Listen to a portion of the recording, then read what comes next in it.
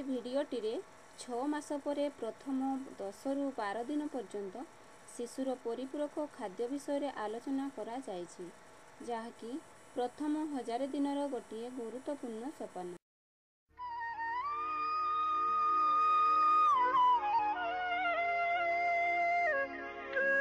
ଟୁଆଁ ଟୁଇଁ ଭାଇ ଭଉଣୀ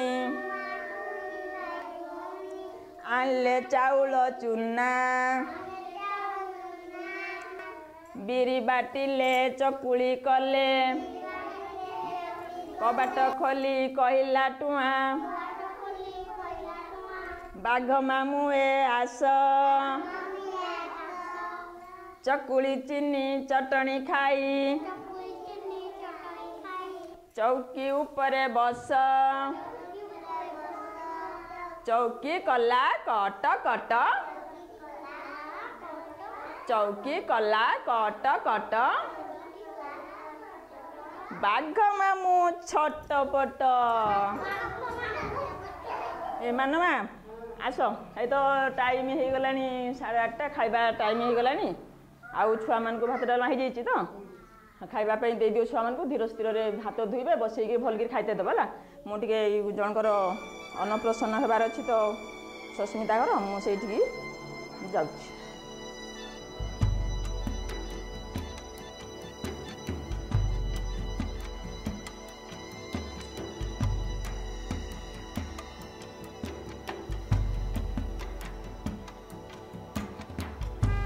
ଛୁଆ ତ ଖାଉଛନ୍ତି, ଛୁଆ ଖାଇସାରିଲା ପରେ କବାଟ ବନ୍ଦ କରିକି ଘରକୁ ଯିବା। ଏ ସସ୍ମିତା ଛୁଆର ଅନ୍ନପ୍ରସନ୍ନ ଅଛି, ମୁଁ ତାଙ୍କ ଘରକୁ ଯାଉଛି ହେଲା।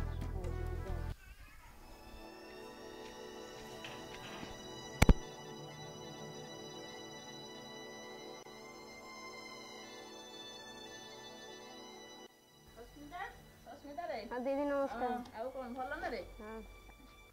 ତୋ ଦେହ କେମିତି ଅଛି ରେ ସସ୍ମିତା? ଭଲ ଅଛି। ଭଲ ଅଛି ତ? ଆଉ ଛୁଆ ଦେହ ଭଲ ଅଛି। ଭଲ ଅଛି। ଆଉ କ'ଣ ଦଉଛୁ ଛୁଆକୁ ଖାଇବା ପାଇଁ? ଆପଣ ଯେମିତି ବତେଇଥିଲେ କେବଳ ମା କ୍ଷୀର। ଖାଲି ମା କ୍ଷୀର ଦଉଛୁ ତ, ନା ବାହାର ଜିନିଷ କିଛି ଚୁକି ଦେଇ ଦଉଛୁ? ପାଣି ଫାଣି କିଛି ନାହିଁ, କେବଳ ମା କ୍ଷୀର ହେଲା।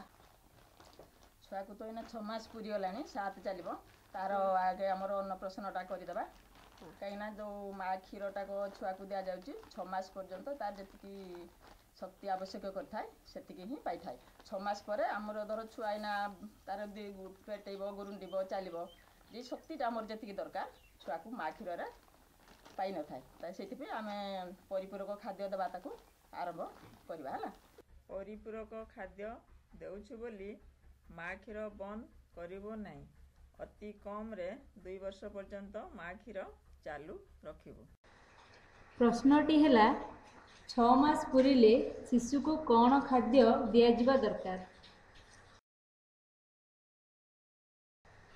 ଏହାର ଉତ୍ତରଟି ହେଉଛି 6 ମାସ ପୁରିଲେ ଶିଶୁକୁ ମା କ୍ଷୀର ସହିତ ପରିପୂରକ ଖାଦ୍ୟ ଦିଆଯିବା ଦରକାର।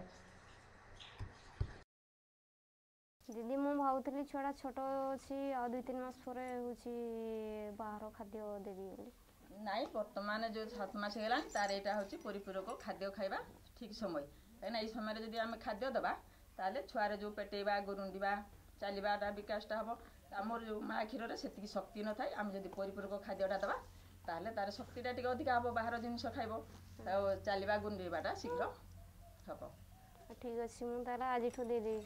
ଆଜିଠୁ ଆରମ୍ଭ କରିବା ତାର ଅନ୍ନପ୍ରସନ୍ନଟା। ଆଉ ଦିଦି ଝୁମିର ଛୁଆଟା ଜନ୍ମ ହେଲା ବେଳେ ସେ ସୁସ୍ଥ ସବଳ ଥିଲା, ବର୍ତ୍ତମାନ 6-7 ମାସ ହେଲାଣି ସେ ଭଲ ଆଉ ବଢ଼ି ପାରୁନି, କ'ଣ ପାଇଁ? ସେତେବେଳେ ସେ କ'ଣ କରୁଥିଲା, ସେ ତାର ମା କ୍ଷୀର ଠିକ୍ ହେଉଥିଲା, ଛୁଆ ଖାଉଥିଲା, ଯାହାଫଳରେ ତାର ଓଜନଟା ଠିକ୍ ବଢ଼ୁଥିଲା।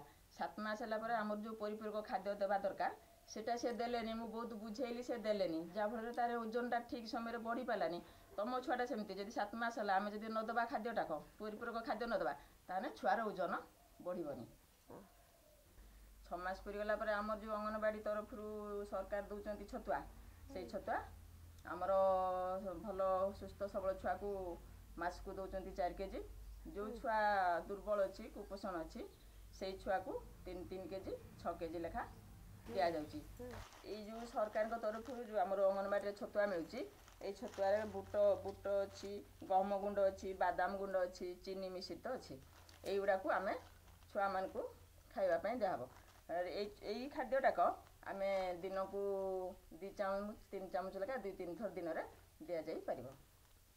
ଏଇଟା କେତେ ବର୍ଷ ପର୍ଯ୍ୟନ୍ତ ମିଳିବ ଛୁଆକୁ? ଏଇ ଖାଦ୍ୟଟାକ ଆମର ଛୁଆର 7 ମାସରୁ 3 ବର୍ଷ ପର୍ଯ୍ୟନ୍ତ ସରକାର ଦେଉଛନ୍ତି ଖାଇବା ପାଇଁ। ଛତୁଆକୁ ଛାଡ଼ିକି ନାତିକି ଆମର କ'ଣ ଦେବାକୁ ଖାଇତେ? ହଁ ମାଉସୀ, ତମେ ତମ ନାତିକୁ ଛତୁଆ ଗୁଣ୍ଡ ଦେଇପାରିବ। ଚୁଡ଼ା ଗୁଣ୍ଡ, ଚାଉଳ ଗୁଣ୍ଡ, ସୁଜି ଏସବୁକୁ ତମେ କ୍ଷୀର, ଚିନି, ଆୟୋଡ଼ିନ୍ ଯୁକ୍ତ ଲୁଣ ପକାଇ ତାକୁ କ୍ଷୀରି କରି ଦେଇପାରିବ। ଏଇ ଖାଦ୍ୟକୁ ତମେ 10-12 ଦିନ ପର୍ଯ୍ୟନ୍ତ ଛୁଆକୁ ଦେଇପାରିବ। ଘର ତିଆରି ରନ୍ଧା ଖାଦ୍ୟ ଶିଶୁକୁ ଦେବା ଉଚିତ। ତମେ ଛୁଆକୁ ଆଳୁ ସିଝା, ଅମୃତଭଣ୍ଡା ସିଝା, ଗାଜର, ଭାତ, ଡାଲି, ଶାଗ ଇତ୍ୟାଦିକୁ ଭଲ ଭାବରେ ଚକଟି ଖାଇବାକୁ ଦେଇପାରିବ। ଯେଉଁ ଆମେ 7 ମାସରେ ଛୁଆକୁ ଖୋଇବା ଅନ୍ନପ୍ରସନ୍ନ କରୁଛେ ସେଇଟା ହେଉଛି ଆମର ଛୁଆମାନଙ୍କୁ ଚଖେଇବା ଖାଦ୍ୟ ହେଲା। ଯେଉଁ ଗୋଟେ ଆଇଟମ୍ କରିକି ଦେବା, ଧର ଆମେ ଛତୁଆ କ୍ଷୀରିଟା ଆଣିବା, ତାକୁ 2 ଦିନ 3 ଦିନ ତାକୁ ଖୋଇବା ଛୁଆକୁ, ଦିନରେ 2 ଚାମଚ ଲେଖା ଦିନରେ 2 ଥର 3 ଥର କରି ଖୋଇବା। ଦେଖିଲା ଯଦି ଭଲ ଖାଉଛି କି ନାହିଁ ଜାଣିପାରିବା, ପୁଣି ଆଉଥରେ ଚେଞ୍ଜ କରିଦେବା, ତାକୁ ସୁଜି କ୍ଷୀରି କରିଦେବା 4 ଦିନ, ତାକୁ ଟିକେ ଖୋଇବା, ତାପରେ ଚାଉଳ କ୍ଷୀରି କରିଦେବା, ତାକୁ 3-4 ଦିନ ଖୋଇବା। ଦେଖିବା ଯେ ଛୁଆ କେଉଁଟା ବେଶୀ ଖାଇପାରୁଛି ଆଉ ଭଲ କେଉଁଟା ଖାଉଛି। ଯେଉଁଟା ଭଲ ଲାଗିବ ଛୁଆକୁ ସେଇଟା ସେ ବେଶୀ ଖାଇବ। ସେଇ ହିସାବରେ ଆମେ ଚଖା ଯଦି ଆମେ 10-15 ଦିନ ଖୋଇକି ଅଭ୍ୟାସ କରେଇଦେବା, ତାପରେ ଆମେ ତାକୁ ଅନ୍ୟ ଜିନିଷ ଖାଇବା ପାଇଁ ଦେବା। ପ୍ରଶ୍ନଟି ହେଲା 6 ମାସ ପରେ ଶିଶୁକୁ ପ୍ରଥମ 10-12 ଦିନ ପର୍ଯ୍ୟନ୍ତ ଗୋଟିଏ ଦିନରେ କେତେ ପରିମାଣରେ ପରିପୂରକ ଖାଦ୍ୟ ଦେବା ଦରକାର?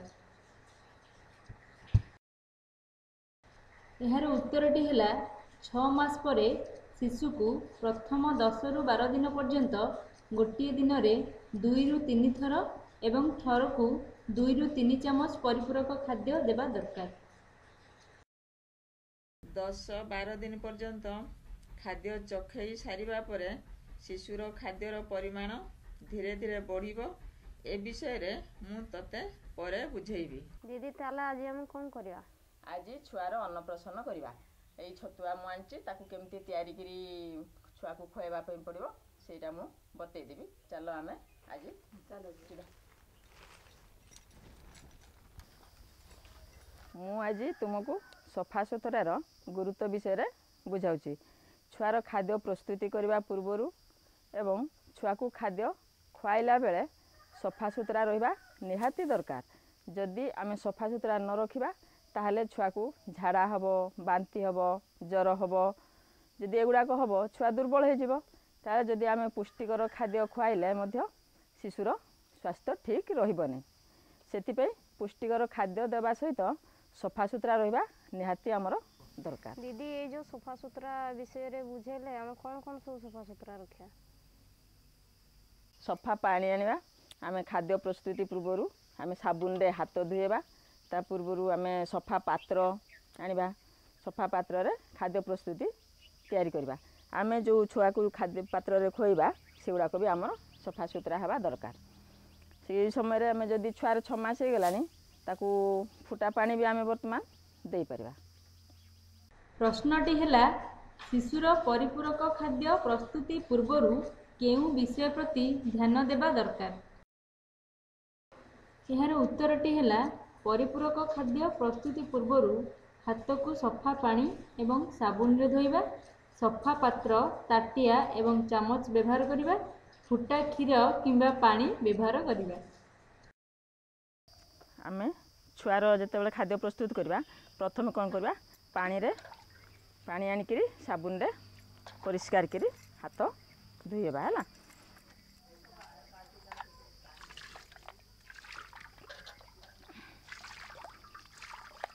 ହାତ ଧୋଇ ସାରିଲା ପରେ ଆମେ କ୍ଷୀରଟାକୁ ଏଇ ସଫା ପାତ୍ରରେ ଗରମ କରିଦେବା।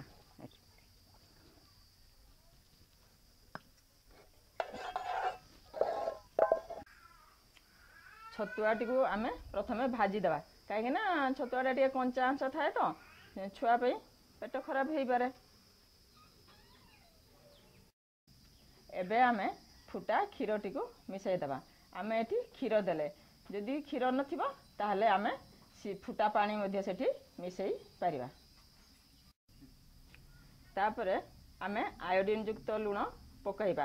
आयोडीन युक्त लुण मिसाइले कौन हो कि शिशुर मानसिक विकास होता है। छतुआ खीरी रे आमे चीनी पकाइबानी कहीं से चीनी मिसी थाए। जदि आमे चूड़ा खीरी सुजी खीरी चाउल खीरी करवा से आमे चीनी मिसई खुआइबा देवा। ये जो छतुआटा आमर तियाला से छतुआ को आमे सफा पात्र परिष्कार कर धोईदेवा। धोई देकी से आमे ये छतुआटा को बाहर करवा। आज आमे छुआर आज अन्नप्राशन करवा है। से अन्नप्राशन रे खीरी करी छुआ को आगे खावाई देवा। जिते खावाई देवा छुआ को आम नुआ पात्र रे देवा। से कौन कर आमर कदली पत्र आनिकी से जो छतुआ प्रस्तुत कर छतुआ को आम से कदली पात्र रे रखा। आगे सिंदूर लगेदेवा है। लगेदेला मुंडे टे वा चाउल पकईदेवा। ताकू टे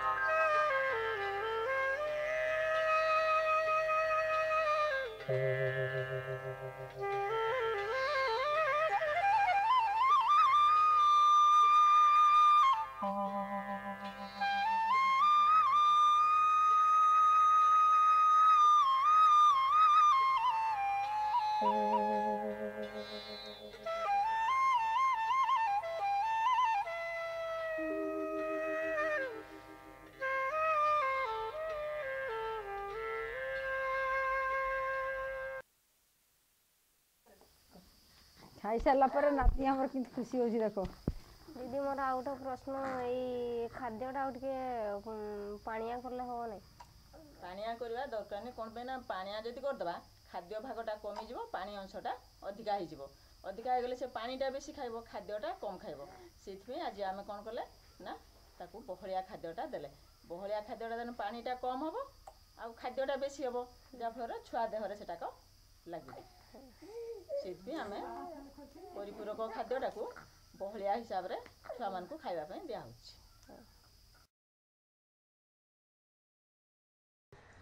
प्रश्नटी है शिशुर परिपूरक खाद्यटी किपरि हेबा दरकार बहलिया ना पानिया। यार उत्तरटी है शिशुर परिपूरक खाद्यटी बहलिया हेबा दरकार। सस्मिना तोते गोटे कथा कहवाई पासुरी देली।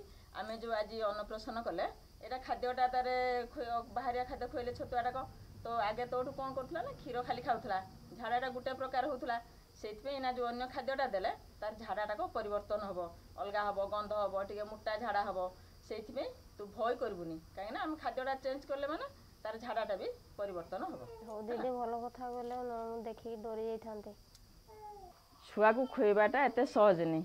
छुआ को खुएला बेले टिके गीत बोलिकी गप कहीकि बुलेकिरी खुएबा दरकार कहीं जबरदस्त खुएदेले छुआ खाती ताको बुझे बुझाकि खुएब। जिते खुएब टे माँ जदि खुएब न पार तमें खुएब तमें जदि न खुई पार माँ खुएब टे बुले बुलाकि खुएबाई सब चेष्टा कर। खाइलानी बोली जबरदस्त रखीदेवनी कि रागिजनी है सेटाक करवा दरकार। आउ गोटे कथा बोह को टिके जो ना छोट छुआ से दुर्बल भी हो माँ मार खाइबाटा टिके बुझाबुझी कर कहीं सबज पनीपरिया खाइब तो सप्ताह 2-3 थर माछ मांस अंडा टिके खुईते पड़ो। क्षीर जदि मिलला टिके क्षीर खुआवाई पड़ो कहीं जदि ना से छोट छुआ क्षीर खुएब तो गोटे छुआ बंचेब ताकू भी शक्ति दरकार। से खाद्यटा टिके अधिका बढ़ावाई तुम शाशु हो तो शाशु हिसाब से बुझेब कहब खुआवाई चेष्टा कर।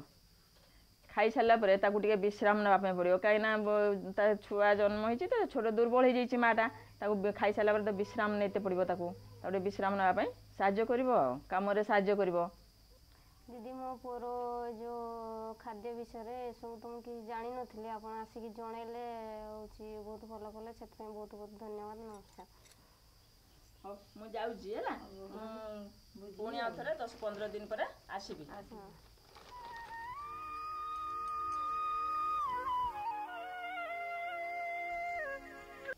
आज आम 6 मास पर शिशुर परिपूरक खाद्य आरंभ विषय रे आलोचना कले।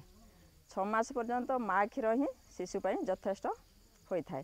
କିନ୍ତୁ 6 ମାସ ପରେ ଶିଶୁକୁ ଅଧିକ ଶକ୍ତିର ଆବଶ୍ୟକତା ହୋଇଥାଏ। ସେଥିପାଇଁ ପରିପୂରକ ଖାଦ୍ୟ ଆରମ୍ଭ କରିବା ନିହାତି ଦରକାର। ଯଦି ଆମେ 6 ମାସ ପରେ ପରିପୂରକ ଖାଦ୍ୟ ଆରମ୍ଭ ନ କରୁ ତାହେଲେ ଶିଶୁ କୁପୋଷଣର ଶିକାର ହୋଇଥାଏ। ବୟସ ଅନୁପାତରେ ଓଜନ ଏବଂ ଉଚ୍ଚତା ବଢ଼ି ନଥାଏ। ପରିପୂରକ ଖାଦ୍ୟଟି ବହଳିଆ ହେବା ଦରକାର ଏବଂ ତିଆରି କଲାବେଳେ ଏବଂ ଖୁଆଇବା ବେଳେ ସଫାସୁତରା ରହିବା ଦରକାର। 6 ମାସ ପରେ ଆମେ ଶିଶୁକୁ 10ରୁ 12 ଦିନ ଖାଦ୍ୟ ଖୁଆଇବା। ଦିନକୁ 2ରୁ 3 ଥର ଲେଖାଏଁ, ଥରକୁ 2ରୁ 3 ଚାମଚ ଲେଖାଏଁ ଦେବା। ମୋର ପରିବାରର ସମସ୍ତଙ୍କୁ ଅନୁରୋଧ, ଗୋଟେ ମା'କୁ ଶିଶୁକୁ ଖୁଆଇଲା ବେଳେ ସାହାଯ୍ୟ କରନ୍ତୁ।